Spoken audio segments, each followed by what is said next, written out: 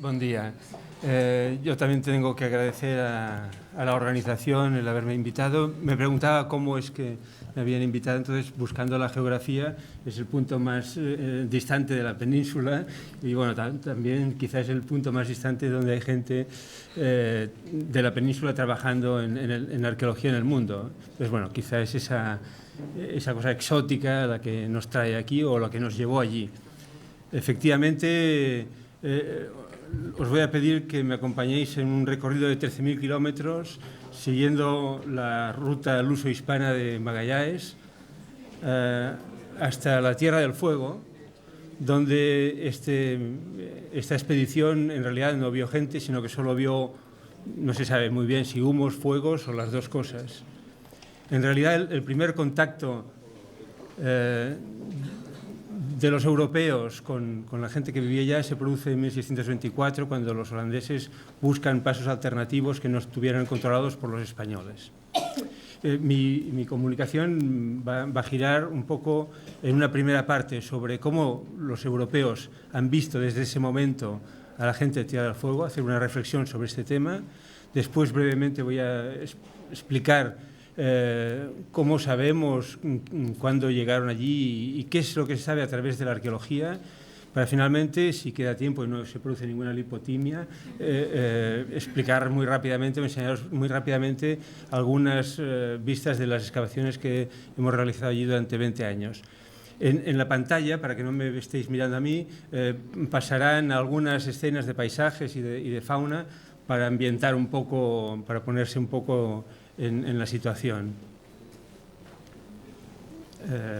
Bueno,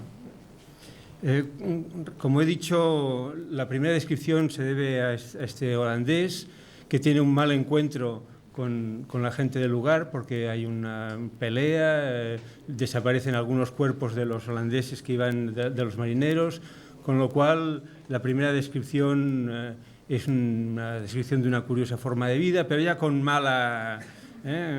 una mala entrada. Y entonces dice que eran más animales que humanos, eran caníbales salvajes, astutos porque realmente les ganan la partida la gente allí, pero además era un sitio inhóspito, el Cabo de Hornos es bastante malo de atravesar, entonces digamos la simpatía de entrada no es la característica de las primeras imágenes que se hacen los europeos sobre la gente del lugar.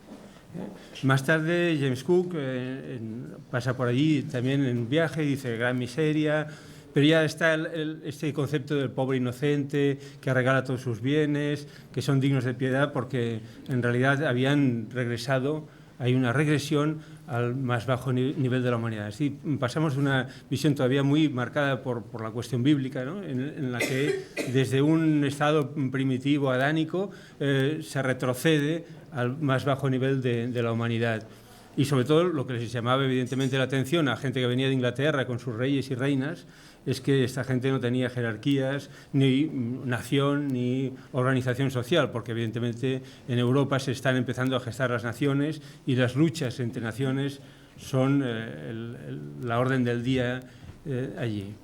Cuando pasan los barcos del Beagle y el Adventure en viajes científicos de exploración y de evaluación de recursos que hacían los ingleses para ver qué es lo que podían explotar, etcétera, etcétera, dicen que descubren el canal Beagle por primera vez y en este viaje capturan a algunos indios para enseñarles inglés, civilizarlos y luego que actúen de puente intermedio cuando se produzca la supuesta colonización de la zona. Entre otra gente va Darwin en el barco y Darwin todavía tiene esa idea previa de la degeneración. Dice que son degenerados, que es difícil reconocer en ellos a humanos, que son como animales, que van desnudos. Darwin también estaba, en fin, muy condicionado por sus condiciones subjetivas, se fija en la desnudez de la gente, o más concretamente de las mujeres, etc. Más adelante, ya en esa segunda fase de contacto, intentan desembarcar allí los ingleses y ocupan siempre la zona con un misionero primero que los define por su aspecto grotesco, pero son muy cariñosos, son altruistas, comparten los bienes. Y aquí ha cambiado la perspectiva, ya se está hablando de que estaba en un estado primitivo que no evolucionaron. Es decir, entre el primer Darwin que pasa por allí y un poco después ya empieza a cambiar la perspectiva europea y empiezan a buscar una explicación de por qué no evolucionaron. Porque el medio era muy duro, porque la temperatura máxima en verano pues es de 20 grados, pero el mismo día puede estar a 2 bajo cero, y porque durante todo el invierno estás a una media pues entre 5 y 10 grados bajo cero. Y sobre todo continúa ese morbo del canibalismo y el morbo de la ignorancia ancestral. Tal es el morbo que despierta esta gente, entre comillas, fósiles vivientes, que se los traen, los capturan, los traen a Europa para exhibirlos en los jardines zoológicos, botánicos o en las exposiciones de muestras internacionales, como esta gente a la Caluf. Ya a finales del siglo XIX va ganando la perspectiva científica y pasa por allí una expedición que va en busca de un eclipse, y como no tenían nada que hacer mientras esperan el eclipse, se dedicaron a estudiar a la gente que estaba viviendo allí al lado de ellos. Y los estudian desde una perspectiva de ciencias biológicas. Hay médicos en la expedición y los miden, hacen todo un repertorio biológico fundamentalmente, y de paso también describen las costumbres, algunas palabras, etcétera, etcétera. Incluso cuando se muere algún indígena, pues se lo llevan también en forma de esqueleto a París. Bueno, pero ahí ya tenemos una documentación, como ven, con placas fotográficas, y como están conviviendo durante prácticamente un año, la descripción es muy exhaustiva. Finalmente, ya en el siglo XX, a principios del siglo XX, la antropología ya se empieza a desarrollar, y los primeros que desarrollan la antropología son misioneros. Son misioneros que tienen como objetivo fundamental, igual que pasaba en el resto de Europa, desmontar el evolucionismo. Entonces, desmontar el evolucionismo hasta cierto punto. La parte, digamos, física de la evolución no es tan comprometida, pero sí van a negar la parte espiritual de la evolución, y lo que van a pretender decir es que la gente más primitiva, el fósil director, desde un punto de vista de organización, en realidad tienen una espiritualidad elevadísima porque son monoteístas. Lo que ha pasado es que en un estadio de degeneración posterior a este estado primitivo, la religión ha degenerado en politeísmo, que son estos romanos que eran ateos, politeístas, y luego la religión cristiana regana otra vez el monoteísmo. Entonces, lo que se trataba es decir, la gente que estaba más cerca de Adán eran monoteístas, porque lo tenían más de primera mano el asunto del desarrollo espiritual. Este era el objetivo fundamental de gente que partía desde aquí con esta perspectiva de estos misioneros, que recogían fundamentalmente todo el aspecto espiritual o simbólico de estos. Y ellos describían en esta zona de Tierra del Fuego 3 agrupaciones o 3 etnias. Lo interpretaron como 3 etnias: Selknam, cazadores de guanacos; Alakaluf, canoeros; y finalmente los Yamana, otros canoeros más al sur. Bueno, esta perspectiva nos indica que esta gente de Tierra del Fuego, desde el primer contacto, desde Darwin después, siempre han sido consideradas un paradigma, ¿sí? Un ejemplo de cómo son la gente cazadora-recolectora, y por lo tanto se ha utilizado siempre para explicar el origen de la gente que ahora ya no somos cazadores-recolectores. Pero vemos muy bien cómo ese paradigma, ese ejemplo, ha ido cambiando. Ha ido cambiando desde esa imagen hasta esta imagen de la misión científica del Cabo de Hornos. Es decir, la imagen de la sociedad yámana ha ido cambiando en la misma medida que ha ido cambiando también la perspectiva de la sociedad europea. Entonces, la cuestión que se plantea, por lo tanto, ya que la sociedad yámana desapareció enseguida. En cuanto los misioneros se asentaron allí, empezó el declive demográfico y en 70 años no quedó gente viviendo de la forma tradicional. Ya que esta gente ya no nos puede explicar nada definitivamente, porque desaparecen en las misiones, en campos de concentración, bueno, no son campos de concentración, sitios de concentración de los misioneros salesianos, etcétera. Lo que hay que pensar es cómo era en realidad, ya que si tomamos una fuente del siglo XVII, son distintos de si tomamos una fuente del siglo XVIII, XIX o una fuente del siglo XX. Entonces, ¿cómo nos podemos hacer realmente una idea de cómo fueron? Si los queremos utilizar para algo, para entender la historia de la humanidad, tenemos que ver exactamente, tenemos que hacernos una idea mucho más precisa de cómo fueron, cómo eran.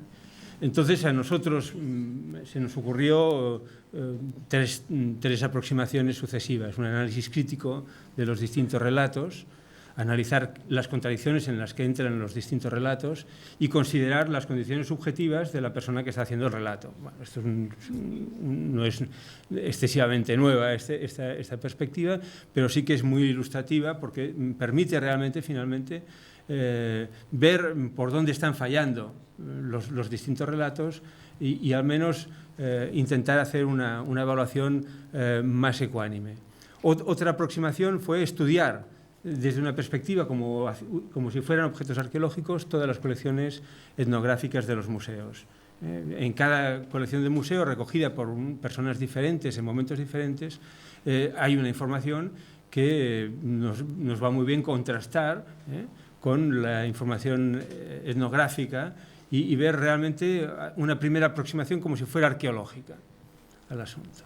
Entonces ahí uno se da cuenta que efectivamente si tomas la colección de París, pues hay un énfasis en la tecnología, arpones, cuchillos, líneas de pesca. Si tomas la colección del British Museum, pues hay un énfasis en lo que actualmente se llamaría household, en arqueología moderna inglesa, instrumentos de trabajo, instrumentos de producción. En Berlín y en San Petersburgo las armas tienen una importancia evidente, como no podía ser de otra forma entre gente prusiana o cercana. Y, por supuesto, en el Vaticano, pues lo que tenemos son la vida espiritual y religiosa y un énfasis en las máscaras. Entonces, evidentemente, tomando todo en su conjunto, puedes recrear una imagen más balanceada. Otra posibilidad, efectivamente, es hacer el análisis del material gráfico. Una imagen vale más que 1000 palabras a veces, y la posición de la gente, es decir, hay toda una etnología de la imagen que es muy interesante porque te da mucha información. ¿Quién va en las canoas? ¿Cuánta gente funciona en las canoas? Si van de 2 en 2, ¿cuál es... ¿Quién rema o no rema? Porque también hay discrepancias entre si son hombres o mujeres las personas que reman. Entonces, ¿quién construye las cabañas? Las señoras que construyen las cabañas. ¿Quién despelleja o procesa los alimentos? ¿Quién se encarga de mantener el orden social a través de ceremonias que refuerzan el orden social? Los hombres.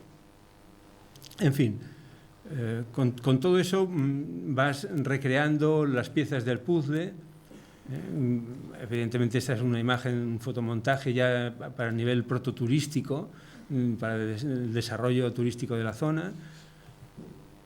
Y bueno, finalmente evalúas los elementos fundamentales, las conclusiones fundamentales de la etnografía. La etnografía decía o remarcó que había distintos grupos que eran etnias diferentes. Y cuando haces este análisis, cuando haces el análisis del objeto etnográfico como si fuera arqueológico, o cuando se hacen los estudios bioantropológicos y del ADN, demuestra que no es así. Es decir, no hay esas fronteras que los etnógrafos proyectaron desde la experiencia europea, Es decir, lo que son grupos étnicos no responde a lo que se entendía en Europa como grupo étnico y ni mucho menos. Hay una fluidez, hay una permeabilidad entre los distintos grupos y hay que interpretarlo desde otra perspectiva. También la etnografía afirmaba, y es una cosa que hemos traspasado a las sociedades cazadoras-recolectoras, que todas las personas son iguales.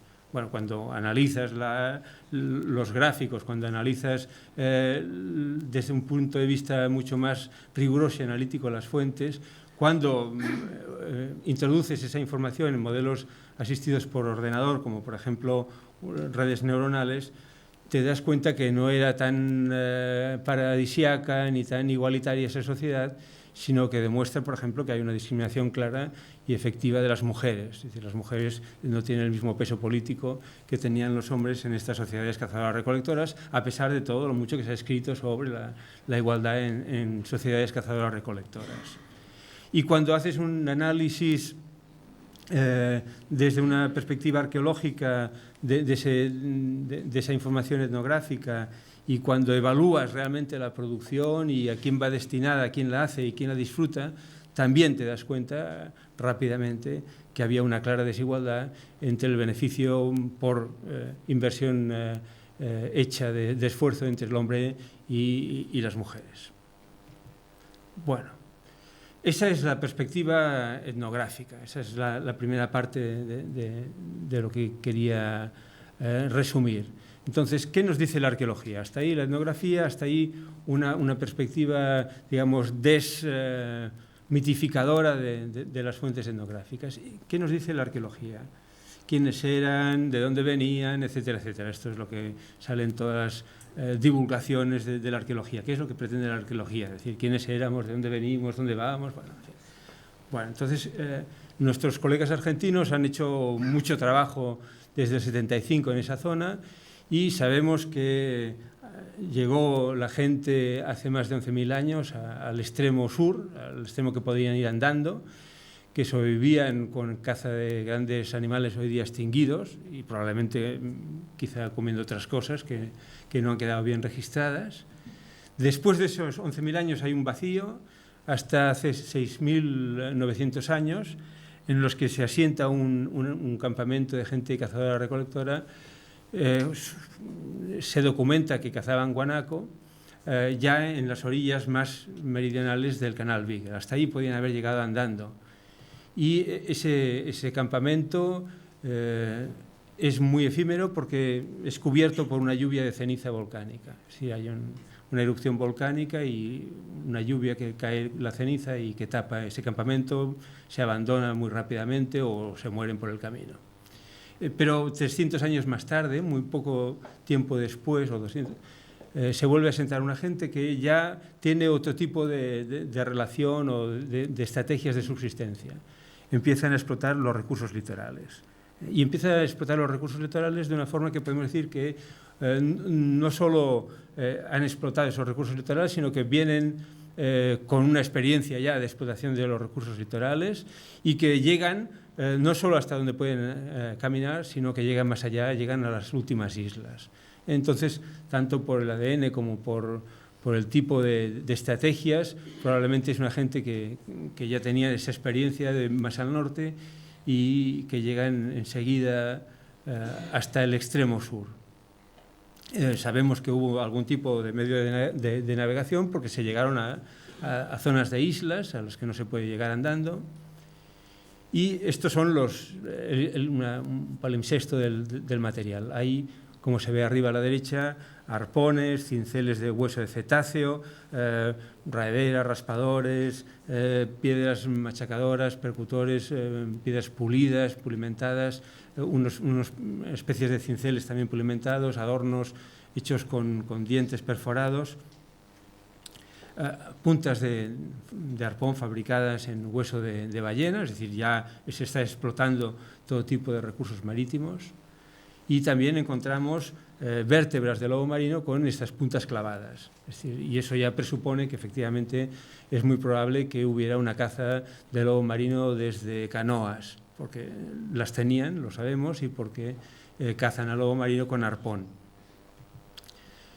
Son arpones de distintos tipos, son arpones que presentan una decoración, unas líneas grabadas, es decir, hay un esfuerzo extra de trabajo invertido en este instrumental.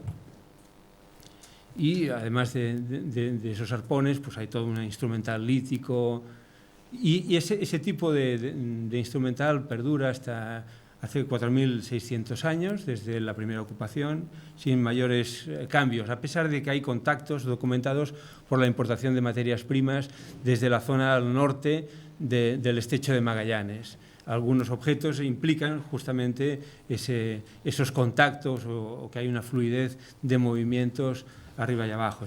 No son gente aislada, eso es otro tema que también habían hecho mucho énfasis las primeras concepciones. No son gente aislada, sino son gente que se mueve y que se mueve bastante. Hace 4.300 años se conserva prácticamente todo el mismo tipo de instrumental, hay pesas de línea de red también. Hace 4.000 años aparece esporádicamente unas puntas que no son como foráneas, no habían existido y no vuelven a existir más en esa zona, es decir, hay una permeabilidad, y hace 2.700 años aparecen puntas que tal vez son puntas de flecha.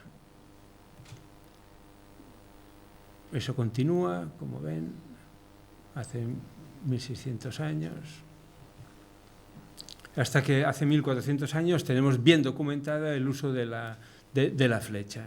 Es decir, llega un instrumento nuevo, desarrollan un instrumento nuevo, y además un instrumento nuevo que lo utilizan de una forma muy oportunística. Por ejemplo, aquí tenemos una flecha que ha matado directamente a un lobo marino pequeño que debía estar tomando el sol en la playa y lo ha destrozado literalmente. Es decir, es un instrumento realmente efectivo, y es una gente que no esperaba estar en la canoa con el arpón. Si pillaban un lobo marino y tenían el arco y la flecha, pues le tiraban con todo. Hace 1.400 años vemos una continuidad de toda esta ergología, del instrumental, de las armas. Hace 1.000 años la cosa continúa, aunque se aprecian matices, se aprecia una gran variabilidad en esas puntas de proyectil o en las puntas de arma. Ahí también tenemos una variabilidad, la base cóncava. Aquí, si lo analizáramos desde una perspectiva europea, diríamos que hay varias culturas, pero no, es el mismo asentamiento. Hace 600 o 500 años continúan esas puntas, esos arpones. Y aquí, hace 470 años, aparece por primera vez el vidrio. Y es interesante porque aparece el vidrio como un par de cientos de años antes de que llegue la gente europea allí.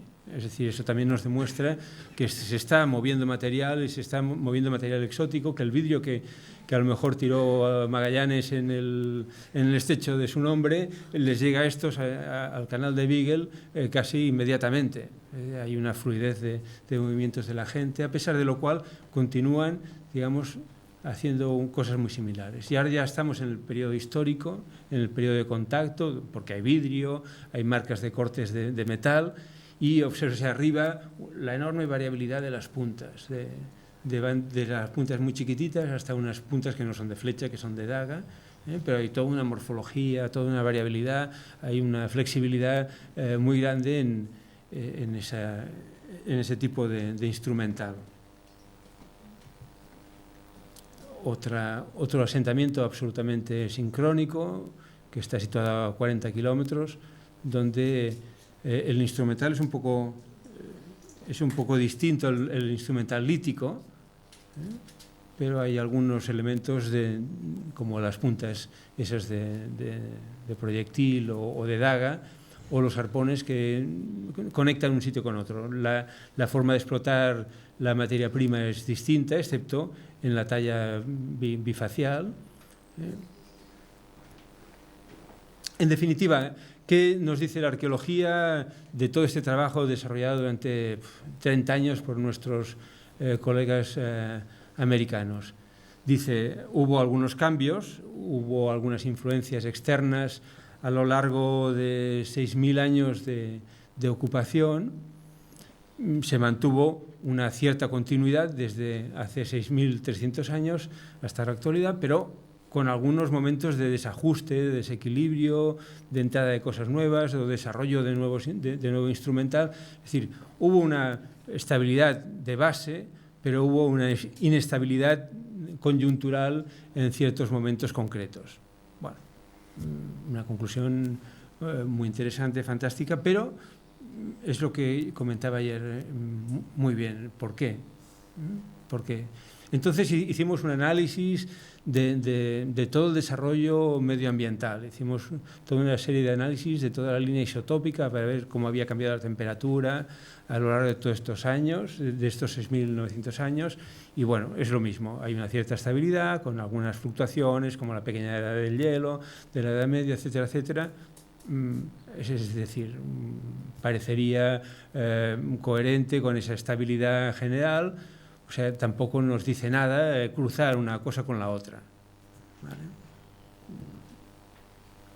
¿Vale? La arqueología moderna nos analiza también los recursos y qué tipo de recursos se explotan. Sabemos que Tierra del Fuego era un ambiente boscoso, que no tiene mucha oferta, digamos, de vegetales comestibles, apenas algunos hongos, algunas bayas, algunas frutillas. Hay mucha agua potable, o sea, no hay problema de sequía allí, no como en Cataluña, pero, digamos, de vegetales ahí realmente vegetariana la gente no podía ser. No hay mucho que explotar desde el punto de vista vegetal. Hoy en día solo había en la sociedad actual, unos esforzados coreanos que intentan plantar lechuga, pero tampoco crece mucho por las condiciones ambientales. Si no es un invernadero, no hay de dónde vivir de vegetales. Bueno, entonces la conclusión es que la gente tiene que depender de los recursos marinos. Como hace mucho frío, necesitan grasas para mantener la temperatura corporal y dependerían, por lo tanto, de la grasa que les podrían ofrecer los mamíferos marinos. El lobo marino realmente es la única fuente amplia, segura, de proteína y de calorías, de grasas durante todo el año, porque vienen desde las islas exteriores, van afluyendo fundamentalmente los machos desparejados, van afluyendo a las costas, y como son machos que están despistados, pues es relativamente fácil cazarlos, en fin. Eso es lo que nos diría un análisis somero de la fauna. La actividad fundamental, además tienes las armas, tienes que la gente era bien experta en la caza del lobo marino, incluso lo podían cazar de un flechazo, cosa que realmente tiene su mérito. Pero si lo analizamos con un poco más de detalle, en lugar de analizar la caloría bruta, lo analizamos en función del tiempo de trabajo invertido, resulta que el molusco, el mejillón y la lapa en menor medida, es el alimento básico, es decir, eso es lo que tendrían en el día a día.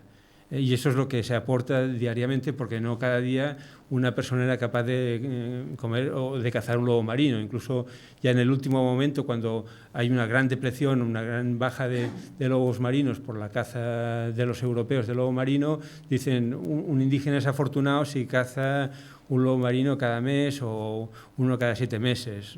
Entonces, digamos, el lobo marino no estaba asegurado, pero la recolección de moluscos sí que estaba asegurada.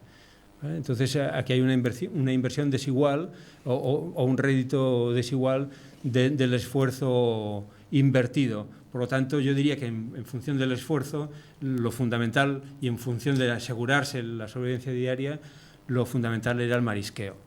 Por eso yo he cambiado y no he puesto gente cazadora, recolectora, sino gente mariscadora. Porque efectivamente este es el pan de cada día y el otro es el postre exquisito que viene de tanto en tanto. Aparte de eso, pues hay una complementación con otro recurso que era bastante accesible, que es el pescado o las aves marinas, y cuando había la oportunidad de un cetáceo varado, pues ahí sí que hay una gran reunión y una gran celebración social, o a veces incluso cuando llega una ballena despistada medio herida, pues la acaban de rematar en el canal, reuniéndose bastantes familias y bastantes canoas. Y finalmente, en ciertas estaciones del año, la caza del guanaco es una alternativa interesante a la caza del lobo marino. Digamos, esto es lo que nos ofrece un análisis paleoeconómico como los que yo hacía en el año 75, un poco más apurado, ¿vale? Nos dice, son gente que explota, tiene estrategias bien adaptadas a la captación de los recursos litorales, que los explota oportunísticamente en función de lo que hay, pero con un instrumental muy especializado, como son los arpones, las canoas, etcétera, etcétera, y que no le hacen un asco a un lobo marino que está en la playa si tiene un arco y flecha, no van a buscar corriendo el instrumento especializado para ir a por el lobo marino, esta sería la conclusión, una conclusión típica de la arqueología de cazadores-recolectores también prehistórica. Sabemos que aprovechaban bien los recursos que había, pero lo que decía yo, ¿cómo se organizaron todo ese tiempo? ¿Cómo es que no acabaron realmente con los recursos? Aunque afluyera el lobo marino, si realmente era un maná que venía de fuera, eso les podía haber permitido sobrevivir en gran número de gente, cada vez más personas, pero no es así. Hay un número limitado de gente. ¿Cómo no lograron acabar con los moluscos? Que ese es un recurso que se acaba. El molusco allí crece muy lentamente, no se recupera hasta al cabo de 5 años el banco de moluscos. Entonces, ese es un límite que tiene la gente, porque si no, no tiene asegurada la sobrevivencia cotidiana. Entonces, ¿cómo se las apañaron para no sobreexplotar el recurso moluscos, que era el pan de cada día? ¿Por qué se dan los cambios industriales? Es decir, la cosa climática, que haga un poquito más de calor, un poco más de frío, no afecta demasiado a que adopten ahora una flecha en lugar de una daga o en lugar de un arpón, o que dejen de decorar el arpón. ¿Por qué dejaron de decorar los arpones que al principio lo decoraban? Hay que buscar una explicación que no está en el orden económico, ni en el climático, ni en un determinismo ambiental. Bueno, eso es justamente lo que a nosotros nos llevó a Tierra del Fuego. Es decir, la arqueología no ha sabido responder, la arqueología paleolítica, supongo que la gente que hace explotaciones romanas de oro lo tiene más cercano y tiene otras fuentes alternativas, pero la arqueología paleolítica, la arqueología de cazadores-recolectores, eso no lo tiene solucionado, ni en el 75, ni en el 86, ni en el 2007 y quizá tampoco en el 2008. Entonces eso es lo que nos llevó a Tierra del Fuego. ¿Por qué? Porque pensamos, si excavamos yacimientos de gente que ya sabemos por la etnografía que hemos hecho contrastada cómo se organizaron, entonces a lo mejor podemos refinar nuestros métodos arqueológicos para llegar a esa conclusión que queríamos. Es decir, sabiendo la respuesta de entrada, podemos ajustar nuestros instrumentos metodológicos para obtener esa respuesta que ya sabemos. Es decir, haciendo arqueología de la gente que sabemos cómo se organizaba, podemos saber si vamos bien o no vamos bien con los métodos que tenemos y cómo hemos de desarrollar los métodos que tenemos para llegar un poco más allí. Ese es nuestro planteamiento de la etnoarqueología en Tierra del Fuego. Y voy a repasar ya muy rápidamente qué es lo que hemos hecho, ¿no? Evidentemente no voy a ir aquí con el detalle metodológico, los desarrollos metodológicos, sino un pantallazo un poco para que nos situemos los sitios que hemos excavado y más o menos por qué hemos excavado estos sitios. Vamos a dejar aquí en el centro un DVD con 3 películas, 3 cortometrajes que hemos hecho de 3 temas distintos y 27 PowerPoints como estos, para que si quiera ortigar un poco y entrar más en detalle, pues que lo pueda hacer aquí o en la Universidad de Santiago. También os dejamos uno, no en tu casa, no. Bueno, esos son los sitios o las localizaciones que hemos excavado.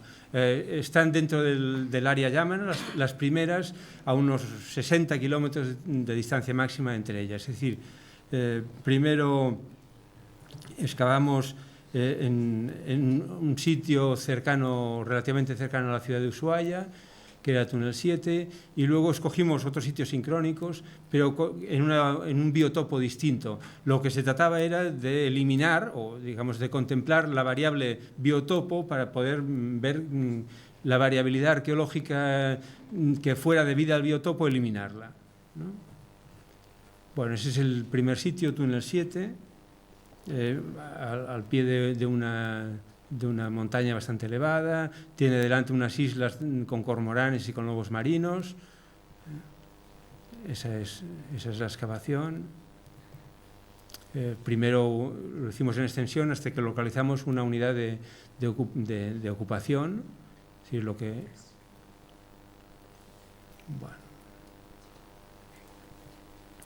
Ahí, aunque se vea un mare magnum de flechas, simplemente es como si tiráramos unas cartas, ¿no? Vamos sacando las distintas capas de depósitos de mejillones que se pueden aislar muy bien, y que corresponden prácticamente pues, a la comida diaria limpiada del centro de lo que se podía interpretar o que podemos interpretar como una cabaña. Ahí tenéis las flechitas que son los agujeros de poste de la cabaña y aquí la reconstrucción de la cabaña con el hogar central. En este sitio, en túnel 7, pudimos documentar 10 cabañas sucesivas. Es decir, estaban una quincena, de 2 semanas, se van, vuelven a ocupar el sitio, se van, vuelven a ocupar el sitio, se van, vuelven a ocupar el sitio, se van, y la misma acumulación de residuos va generando una microtopografía que hace que justamente vuelvan a escoger el mismo sitio para resituarse. Entre una ocupación y otra, pues probablemente dejan pasar unos cuantos años para que el banco de mejillones se recupere. Entonces eso nos permitía ver cuál es la variabilidad que se observa cuando se sitúan en el mismo sitio repetidamente. Es decir, qué es lo que cambia, cuál es el espectro de los recursos que explotan desde el mismo sitio. Bueno, aquí algún detalle de la excavación. Es decir, se requiere una excavación muy, muy meticulosa para ir separando las finas capas que corresponderían a cada uno de los baldazos, por ejemplo, de mejillones, o a cada una de las limpiezas, arrinconamiento de los mejillones, que van limpiando la parte central de la choza de la ocupación y van echando la basura hacia los restos de comida, de producción de instrumental o de objetos, de utensilios, los van limpiando hacia los márgenes de la ocupación. Y entonces se puede pelar muy bien, como si fuera una cebolla, cada una de estas pequeñas capas de depositación diaria o de limpieza casi diaria. La conservación, claro, es muy buena porque se ha sedimentado muy rápidamente, la misma basura lo tapa muy rápidamente y entonces se conservan, por ejemplo, abajo a la derecha ven una espina vertebral de una merlucita, arriba tenemos un maxilar de lobo marino, luego abajo hay una serie de una columna vertebral de otro lobo marino grande, pares de costillas de lobo marino. Y la conservación es perfecta, es ideal. Teníamos incluso un trocito de cesto quemado, de cestería, o instrumental, como por ejemplo esta valva que se utilizaría como cuchillo, las piedras quemadas de los hogares. Aquí aparece un pequeño arpón roto, amortizado. Todo el proceso de producción lítica, desde las preformas hasta las puntas acabadas o incluso las puntas amortizadas y rotas, es un contraste interesante con las fuentes etnográficas. Las fuentes etnográficas decían que esta gente no trabajaba la piedra y que las puntas les venían importadas desde la gente del norte. Eso es falso porque ahí tenemos documentada todo el proceso de producción de las puntas líticas. El siguiente sitio era la Nasoaya, como ven un biotopo muy, muy distinto, más plano. Aquí hay una pingüinera cerca, los guanacos bajan en invierno hasta esta zona. Es decir, la oferta medioambiental era muy distinta. Entonces se trataba de ver la misma gente, 60 kilómetros más hacia el este, cómo se las apañan en un biotopo de oferta distinta. Como la visibilidad de los sitios es magnífica, todos estos agujeros son los fondos de cabañas, y el arco, la corona, son la acumulación de residuos, la acumulación de conchero que va creciendo alrededor de la cabaña. A medida que lo van limpiando, pues va creciendo el montón de basura a lo largo de muchas ocupaciones. La Nasahuaya, el sitio, en realidad solo correspondía a una sola ocupación, con lo cual pudimos también comparar un sitio que ha recibido muchas ocupaciones, que era túnel, con un sitio que solo ha recibido una ocupación. Bueno, el sistema de excavación típico, y como veis ha quedado colapsada aquí muy rápidamente la basura. Estos son vértebras de una ballena minke que se repartieron entre distintas unidades que ocuparon esta playa. Son costillas de una ballena varada. Tenemos la mandíbula en otro sitio que la aprovecharon para sacar arpones, el cráneo que está en otra playa. Es decir, tenemos bien documentada en toda esta zona esta ocupación y este aprovechamiento de la ballena. Primero se asentaron aquí para aprovechar esta ballena varada, y cuando se les iba acabando la carne de ballena empezaron a recoger más intensamente mejillones hasta que agotaron el banco y luego se fueron, ¿no? Bueno, queda como se ve aquí un esqueleto de gaviota medio comido, bien, la talla abandonada en el lugar donde se produce. Otro sitio muy cerca a este de la Nasaguaya, pero colocado estratégicamente en otra playa distinta, con otra microtopografía distinta de la acumulación de desechos. Y para completar nuestra perspectiva global, evidentemente, aparte de los sitios de ocupación normal o cotidiana, necesitábamos completar nuestra perspectiva arqueológica con elementos de la vida social e ideológica, con los elementos de la reproducción social. Entonces aquí hicimos un rescate de un esqueleto que lo habían colocado dentro de un conchero, con un raspador de vidrio, o sea, también es de época etnográfica.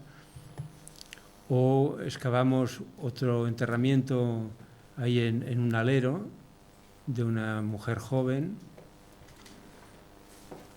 y fue interesante porque demostró una gran variabilidad en cuanto a la forma del enterramiento. Lo importante es que los enterraban, es decir, enterraban a los individuos, enterraban a la gente.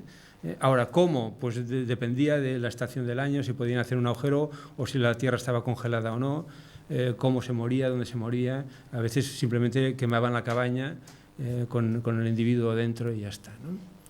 Bueno, pudimos incluso completar esta perspectiva con el trabajo en otro sitio, en la estancia Remolino, porque en este sitio el etnógrafo había montado un ritual de estos una ceremonia de reproducción social, para documentar qué es lo que hacía la gente en una ceremonia iniciática o de reproducción social. A través de las fotos del etnógrafo, ahí teníamos en la foto la cabaña ritual, y bueno, pudimos reconstruir la posición concreta de donde había estado. También con la foto de la fiesta tuvimos ciertos elementos que pudimos identificar en la actualidad para situar concretamente el sitio donde se había producido. Bueno, por desgracia había sido perturbada la mitad de esta estructura por la actividad de una base militar que había en la zona, pero pudimos recuperar la mitad de la estructura con un fogón central. Bueno, lo interesante de esto es que realmente no dio ningún elemento extraordinario, es decir, si no supiéramos que eso era una cabaña vinculada con la ceremonia, lo único que hubiéramos dicho era que era una cabaña un poco más grande que las demás y con menos residuos que las demás. Era la única diferencia. Entonces, si pasamos esto a las sociedades cazadoras-recolectoras, realmente lo tenemos crudo para identificar un sitio de reproducción social o vinculado con las prácticas de reproducción social. Hicimos también otro tipo de ensayos metodológicos de automatización del registro, de recogida automática de puntos, de datos, etcétera, etcétera. Pero bueno, esto sería otro tema, la próxima invitación. Se podrá hablar del asunto. Para completar esta perspectiva, nos faltaba ver si efectivamente, haciendo una intervención arqueológica en la parte norte, donde se suponía que estaba el otro grupo, desde el punto de vista arqueológico hubiéramos llegado también a la conclusión de que se trataba de otro grupo o no.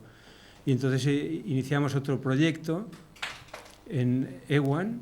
Ahí teníamos todavía estructuras conservadas, una casualidad, que se llamara La Catalana, la estancia, no. Entonces excavamos la gente del equipo excavó esta estructura, que estaba documentada como una estructura de reproducción social. Y también se hizo una intervención en una estructura asociada a 150 metros, asociada, pero ya de vida cotidiana, vinculada con la estructura de reproducción social. Ahí tenemos la excavación en el bosque. Y bueno, no se ve mucho, porque efectivamente no había mucho que dejar ahí, pero sí que se podían ver bien los palos, los agujeros de palos, el fogón central, la distribución de los restos. Y nuevamente, comparando la habitación con la estructura especialmente diseñada para la reproducción social, teníamos el mismo problema. Es decir, la de reproducción social es más grande, cae más gente, es más grande, pero el contenido es el mismo. Simplemente que en la parte esta de reproducción social las cosas van a parar al fogón. Sí, el ritual consistía, parte del ritual consistía en hacer desaparecer el consumo para hacer ver que los espíritus se lo habían llevado de allí. Entonces, digamos, la única diferencia es que el mismo tipo de material aparece quemado en el centro del fogón o aparece disperso después de las limpiezas de la cabaña. Y bueno, me he ajustado al tiempo de una manera absolutamente estricta. Estrictamente, absolutamente. ¿Ya?